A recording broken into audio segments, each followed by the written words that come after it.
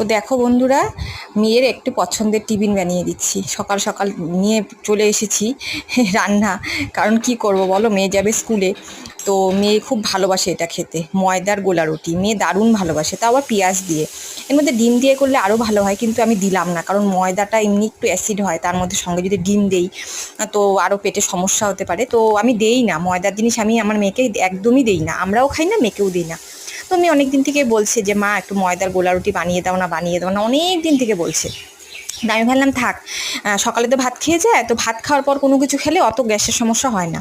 তো ওই জন্যই ভাবলাম আজকে একটু বানিয়ে দিই। তো ময়দার গোলা রুটি বানিয়ে দিচ্ছি পেঁয়াজ দিয়ে, এটা খেতে মেয়ে খুব ভালোবাসে। তো ওইটাই মেয়েকে টিফিনে দিচ্ছি, আজকে দুটো বানালাম। তো বান্ধবীরা আছে, তারাও খাবে, মেয়েও খাবে, দুজনে ওরা সবাই মিলে একসাথে খাবে, সবাই মিলে খাওয়ার আলাদা মানে আনন্দটাই আলাদা। তো সকাল সকাল এই জন্য ভাত হয়ে গেল, ভাত নামিয়ে নিলাম। আর কালকে রাতে একটু তরকারি করে রেখেছিলাম, আর এই যে টিফিনটা বানিয়ে দিলাম মেয়ের জন্য।